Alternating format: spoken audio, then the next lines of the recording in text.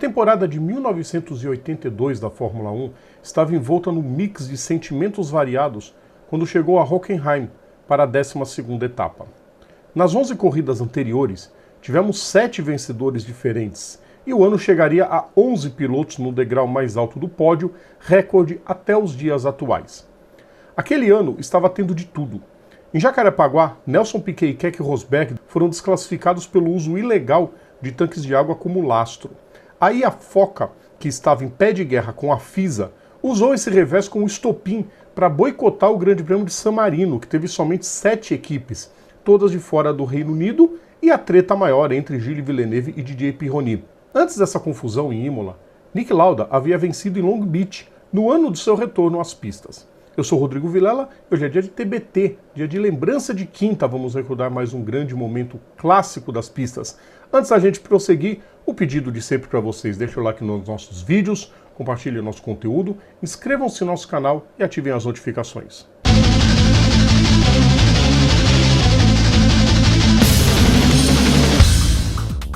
Depois de San Marino, Villeneuve, sentindo-se traído, rompeu qualquer laço de conversa com Pironi, mas 2 semanas depois veio a fatalidade com o canadense Enzo Holder. Em Mônaco, uma última volta maluca, com 4 abandonos e vitória de Riccardo Patrese. A Brabham voltaria a vencer no Canadá, com Piquet finalmente vencendo uma no ano e mais uma corrida com um acidente fatal, o de Riccardo Paletti. Depois o brasileiro foi segundo em Zandvoort, quando Pironi venceu mais uma e estava disparado na tabela. Aquela corrida neerlandesa teve a estreia de Patrick Tambay na Ferrari, substituindo Villeneuve. O francês já havia passado por Theodore, Surtees, McLaren e Ligier e estava sem equipe naquele ano. O máximo que ele havia conseguido era um 4º lugar em 78 no GP da Suécia. E aí veio o GP da Alemanha. Na etapa anterior, em Paul Ricard, René Arnoux liderou uma quadra francesa seguido por Alain Prost, Pironi e Tambay.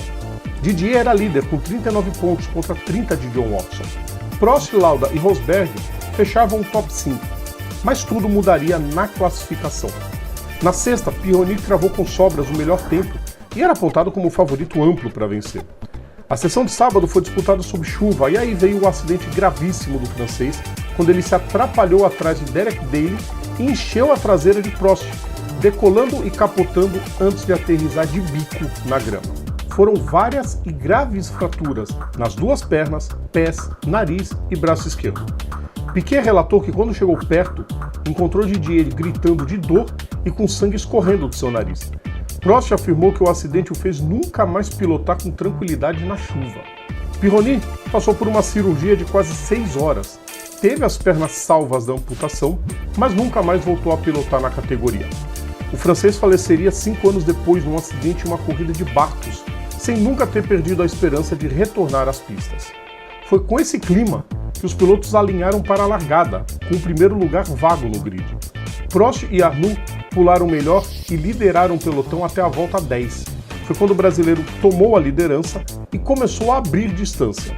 A Brabham já vinha ensaiando desde Silverstone a nova tática de reabastecimento, mas ambos os carros quebraram tanto na Grã-Bretanha quanto nos Países Baixos. No veloz circuito alemão parecia que ia, mas só parecia. Na volta 18, Piquet manobrou para colocar uma volta sobre Eliseu Salazar, mas o chileno não previu a rápida aproximação do campeão vigente. O resultado foi ao jamais que conhecido acidente e fúria do brasileiro, que partiu para cima dando socos e pontapés no chileno. O acidente ficou público depois de algum tempo, livrou a cara da BMW de um vexame enorme em casa, pois o motor estava prestes a estourar. Foi num encontro com antigos integrantes da montadora alemã que Piquet ficou sabendo e fez as pazes completas com o Salazar. A corrida, claro, seguiu, e com a liderança caindo no colo de Tambay, que não deixou passar a chance enquanto outros pilotos iam abandonando a corrida. Prost já estava fora desde a volta 14 com problemas na injeção do motor, e o Watson rodou e deu tchau à corrida faltando 9 voltas.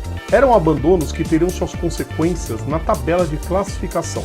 Muita gente aproveitou os abandonos para escalar o pelotão, enquanto Tambay, firme e imponente, conduziu a Ferrari até a bandeirada e conquistou a sua tão sonhada primeira vitória na categoria. Arnoux foi o segundo, logo à frente de Rosberg, que foi o que mais saiu no lucro da etapa alemã. Claro que o pódio foi emocionante, com a vitória sendo dedicada tanto a Villeneuve quanto a Pironi, Fecharam a zona de pontuação Michele Alboreto, Bruno Giacomelli e um surpreendente Mark Schurrer, que largou em último. Chico Serra finalizou em 11º, enquanto Raul Boesel abandonou com problemas nos pneus. Rosberg subiu para terceiro na tabela com 27 pontos e iniciaria a sua arrancada rumo ao título com o segundo lugar na Áustria e sua única vitória no ano no GP da Suíça, disputado em Roncourt. Também seguiu na Ferrari em 83 e venceu em Imola, depois que Patrese rodou e abandonou às 6 voltas do fim. No ano seguinte foi para a Renault e lá conquistou mais 3 pódios, antes de ir para a Lola Haas, quando o time francês saiu da categoria. Pontuou pela última vez em Zeltweg, em 86. Depois saiu da Fórmula 1 e montou uma empresa promotora de esportes, antes de retornar às pistas em 89, indo para o WSC. Participou do Rally Dakar e tem no currículo corridas no gelo e de jet ski. Foi comentarista de TV e já foi vice-prefeito de Le Canet, no subúrbio de Cannes. Há 2 anos ele partiu, deixando um carinho enorme com a torcida italiana, que o abraçou e apoiou num dos momentos mais dolorosos da equipe italiana, amenizada com aquele triunfo na Alemanha. O torcedor da Ferrari pode falar que aquele ano eles foram campeões morais, não tem jeito. Tinha tudo para ser campeão, do início ao fim. Talvez uma disputa ferrenha entre Villeneuve e Pironi, depois daquele absurdo que aconteceu em Imola. Não deu para o Villeneuve, que acabou falecendo na Bélgica, na corrida seguinte, e depois o Pironi, com aquele acidente na Alemanha, encerrou sua carreira na Fórmula 1. E aí o Patrick Tambay, que, enfim, nunca tinha conseguido nada de útil na Fórmula 1, mesmo correndo em McLaren, o máximo que ele conseguiu foi um 4º lugar, eram as vacas magras da McLaren naquela época. E aí ele desembarca na Ferrari e consegue a vitória numa corrida repleta de causos, né? A do Piquet foi a maior de todas. Vai ser falada essa, provavelmente, enquanto houver vida no planeta Terra, vão lembrar dessa corrida e do Piquet saindo dando chutes e pontapés no Eliseu Salazar. Momento merecido para o Tambay, que é mais um daquelas listas grandes que a gente gosta de fazer, do que teria sido se tivesse um carro melhor. Em 82 e 83 ele conseguiu mostrar um pouquinho do que ele seria capaz. Gostaram, pessoal? Lembrança de quinta volta daqui a 2 semanas, né? Semana que vem é a vez da gente recordar mais um personagem da história. Lembrando sempre, todo o nosso conteúdo está no YouTube, está no TikTok, está nas plataformas digitais, ou então assinando o nosso feed, is.gd/programa Papo Veloz. Sigam também nossas redes sociais, procurem a gente por PGM Papo Veloz. Amanhã é dia de aquecimento, a partir das 9 da noite, no nosso YouTube, no nosso Twitch e também na Prime News FM. Certo, pessoal? A gente aguarda vocês. Um grande abraço a todos. Tchau!